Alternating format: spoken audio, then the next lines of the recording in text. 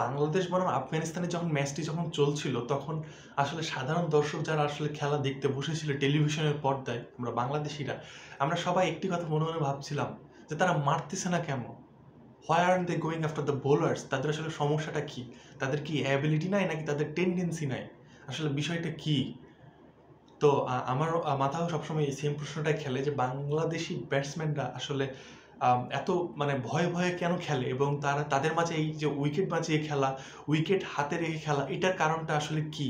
এটা আমার কাছে এখনো বোধগম্য না। বাংলাদেশকে 12.1 বলে 115টা রান চেস করতে হতো। বাংলাদেশের কাছে এটা একটা লাকি সুযোগ ছিল, যেহেতু আফগানিস্তান অস্ট্রেলিয়াকে হারিয়ে দেয় এবং ইন্ডিয়া অস্ট্রেলিয়াকে হারিয়ে দেয়। বাংলাদেশ সামনে একটা সমীকরণ তৈরি হয়েছিল আউট অফ নো হোয়ার। তো অবশ্যই এই মুহূর্তে পৃথিবীর যে কোনো টিম চাইবে তাদের দলকে সেমিফাইনালে পুশ করতে। বাংলাদেশের সামনে এরকম একটা সহজ সমীকরণই বলা যায় যে তৈরি হয়েছিল। অলদো পিচ অনেক টাফ, বাট এরকম সুযোগ তো আসলে সচরাচর আসে না সেমিফাইনালে, যে অস্ট্রেলিয়াও হেরে গিয়েছে আর সেই ফাঁকে আমরা একটা সুযোগ পেয়ে গিয়েছি অন্যদের খারাপ পারফরমেন্সের কারণে। এরকম তো সচরাচর হয়ে ওঠে না। সো টিমের আসলে এরকম করা উচিত ছিল যে জান প্রাণ দিয়ে লড়াই করা। বোলিংটা তাদের অ্যাজ ইউজুয়াল ভালো করেছিল, 115 রানে 5 উইকেট ফেলে দিয়েছিল। এটাই ছিল বিশ্ব ওভারে তাদের টোটাল রান। তো বাংলাদেশের ব্যাটিংয়ের শুরু থেকেই আসলে এরকম একটা টেন্ডেন্সি নিয়ে খেলতে হতো যে প্রথম 6 ওভারে পাওয়ার প্লেতে খুব ভালো একটা সূচনা এনে দিতে হতো লিটন কুমার দাসকে এবং তানজিদ হাসান তামিমকে। কিন্তু আসলে কিছুই হয় নাই, বরাবর মতো তারা ফেল করে।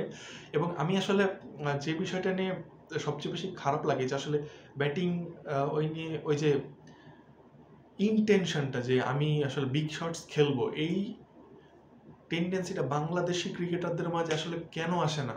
মানে কবে আসবে? এরকম একটা বিগ স্টেজে আপনি এতদিন ধরে খেলেছেন, গ্রুপ স্টেজে আপনি আপনার 4টা টিমের সাথে ফাইট করেছেন, সুপার 8-এ 2টা ম্যাচ হেরে গিয়েছেন, বাজেভাবে হেরেছেন, আর লাস্ট ম্যাচে এসে একটা সুযোগ তৈরি হয়েছে যে একটা ম্যাচ জিতলে আপনি সেমিফাইনাল যেতে পারবেন ভালো মতো। তা আপনি হারলেই বা সমস্যা কি? আপনি যদি মানে চেস করতে গিয়ে, আপনি যদি খুব কঠোরভাবে ফাইট দিতে গিয়ে, বিগ শটস খেলতে গিয়ে 12.1 বলে 115 রান টার্গেট করতে গিয়ে যদি আউটই হন, যদি হেরেই যান, আপনার তো কোনো ক্ষতি তো নাই, তাই না? আপনি যদি 20 ওভার ম্যাচটাও জিতেও ফেলেন, আপনাকে তো দেশেই ফেরা লাগবে, আপনি তো আর সেমিফাইনালে যেতে পারবেন না। So why not give this A try? আমরা কেন একটা বাঁচা মরার মানে কেন একটা নিজের জীবন দিয়ে দিই না মাঠে? আমরা একদম মানে কি বলবো যে নিজেকে সঁপে দেওয়া আর কি, যে আমি যা পারি করবো, যতটুকু পারি বিগ শটস খেলবো, নিজের জন্য খেলবো না, নিজের এভারেজ বাড়ানোর চিন্তা করে খেলবো না, শুধুমাত্র দলের জন্য খেলবো, সেটাই হওয়া উচিত, তাই না? কিন্তু সব বাংলাদেশের প্লেয়াররা ওই যে মানে আসলে ডট খেলা যে টেন্ডেন্সি এবং স্ট্রাইক যে রোটেট করতে না পারা, তারা স্ট্রাইক রোটেট করতে পারে না, ডটের বলের পর বল তারা ডট বল খেলে এবং প্রেশার রিলিজ করার জন্য বিগ শটস খেলতে যায় এবং আউট হয়।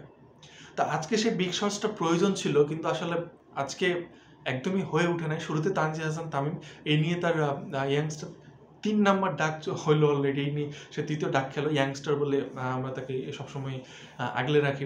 লিটন কুমার দাস শুরু থেকে শেষ পর্যন্ত লড়াই করেছেন, 49টা বলে উনি 54টা রান করেছেন। এটা আসলে অনেক বড় একটা পাওয়া আর কি লিটন কুমার দাস, যেহেতু ওনার ব্যাটে রানই আসছিল না।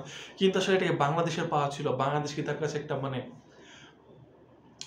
একটা মানে বিধ্বংসী ইনিংস কি এক্সপেক্ট করতে পারে না? যেমনটা উনি বাংলাদেশের বিপক্ষে 27 বলে 62 রানের মতো একটা অলমোস্ট এরকম রানে একটা ইনিংস খেলেছিলেন ভারতের এগেন্স্ট 2022, সেরকম কি একটা ইনিংস খেলা উচিত ছিল না? হ্যাঁ ঠিক আছে, উনি শেষ পর্যন্ত ছিলেন, কিন্তু আসলে এটা কি ওনার সাথে যায় বলুন? বাংলাদেশের যে অন্যান্য আসলে number one allrounder Shakib Al Hasan, এসেই প্রথম বলে উনি এভাবে আউট হচ্ছেন, ব্যাটের কানে লেগে ওখানে বল থেকে যাচ্ছে। আসলে বাচ্চা সুলভ বা শিশু সুলভ আউট যাকে বলে, উনার নামের পাশে নাম্বার ওয়ান অলরাউন্ডার কথাটা কি যায়? হ্যাঁ, উনি একসময় ব্যাটিংয়ে খারাপ খেললেও বোলিংয়ে পুষিয়ে দিতেন, কিন্তু এখন তো মানে আসলে বোলিংয়ের কোটাটাও তো পূরণ করতে পারতেছেন না, প্লাস ব্যাটিংয়ে যাচ্ছে তার অবস্থা। আপনার আইসাইট প্রবলেম মনে হচ্ছে যে এখনও দূরীভূত হয় নাই, উনি এখনও সমস্যায় জর্জরিত। তো বাংলাদেশের এই যে ব্যাটিংয়ের সমস্যা, এটা তো আসলে কাটিয়ে উঠতে হবে, কিন্তু সেই টেন্ডেন্সি যে বারবার যে কথাটা বলছি, তাদের ভিতর সেই পজিটিভ ইন্টেন্ট যে আমি সেমিফাইনালে যাব, সেমিফাইনালে যাওয়ার যে ইচ্ছা, সেটাই বাংলাদেশের ভিতর নয়। আমরা দর্শক মহল থেকে আমাদের ইচ্ছা আছে সম্পূর্ণ, আমরা আল্লাহর কাছে দোয়া করা, প্রার্থনা করা, সেই খেলা দেখা, যতই কষ্ট হোক, যতই মনে কষ্ট হোক, আমরা খেলা দেখি।